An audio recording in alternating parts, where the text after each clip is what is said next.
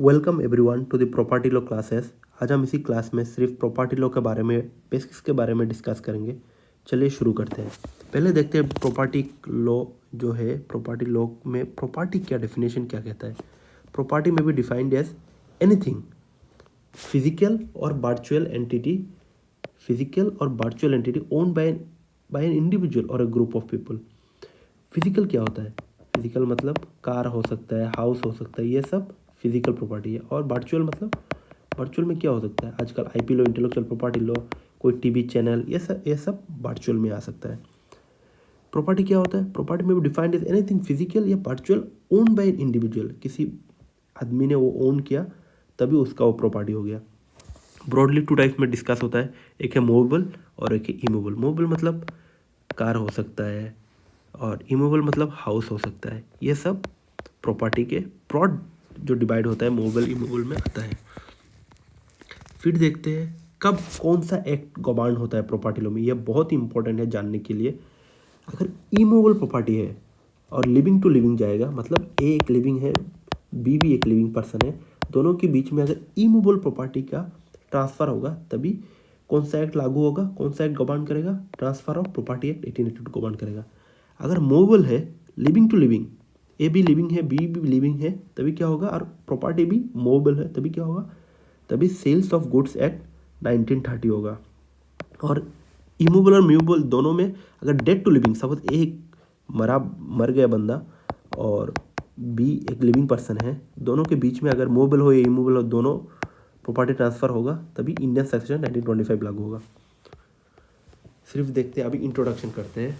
A transfer refers to a conversion of thing from one person to another person. Transfer मतलब क्या है? एक बंदे से दूसरा बंदे तक जाना। क्या क्या जाना?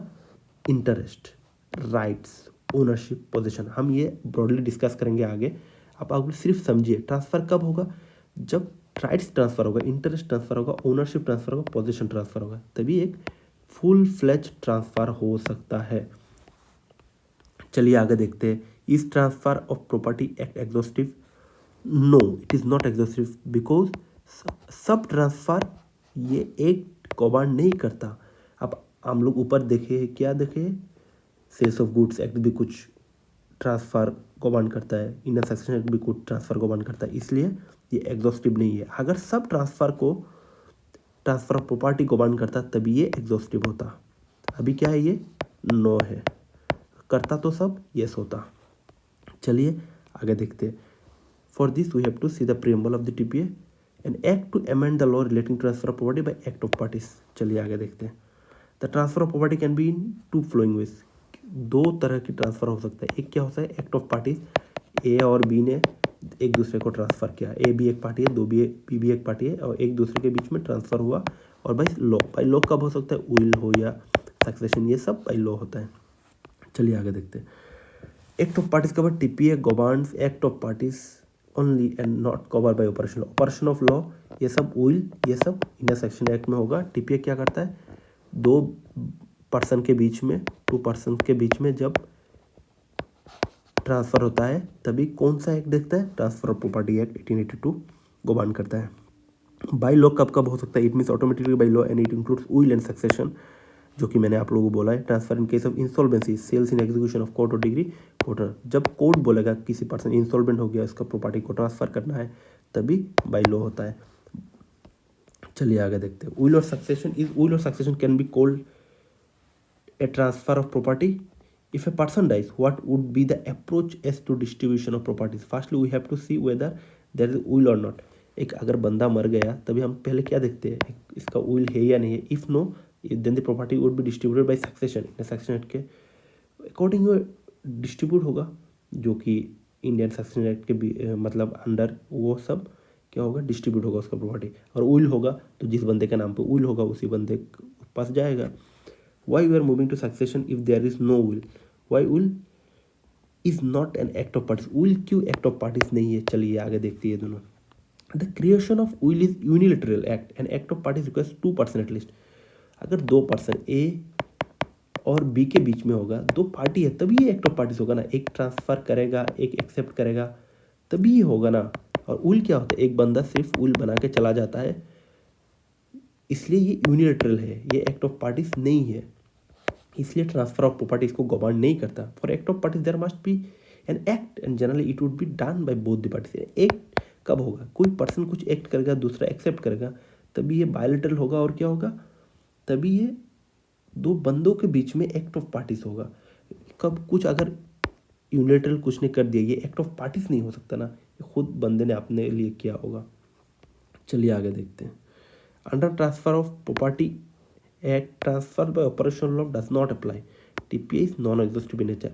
इसलिए कुछ ट्रांसफर दूसरा लॉ के बीच में, दूसरा लॉ गवर्न कर रहा है, इसलिए क्या हो रहा है, ये नॉन एग्जॉस्टिव है।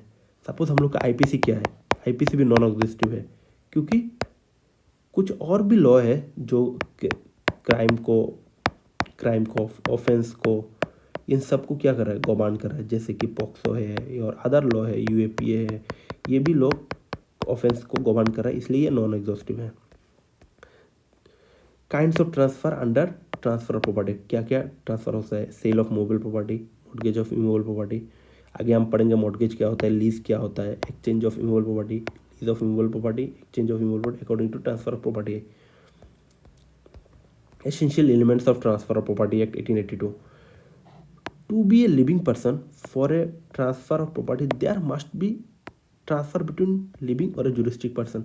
चलिए जुरिस्टिक पर्सन, लिविंग पर्सन आप सबको पता है क्या है, जुरिस्टिक पर्सन क्या है, इन क्या है, श्रोमणी गुरुद्वारा प्रभाकर कमेटी अमृतसर बसेस सोमनाथ दशा 2000 में क्या कहा गया कोर्ट ने, the court define juristic person as individual firm, corporate, company, society, association and not a partnership.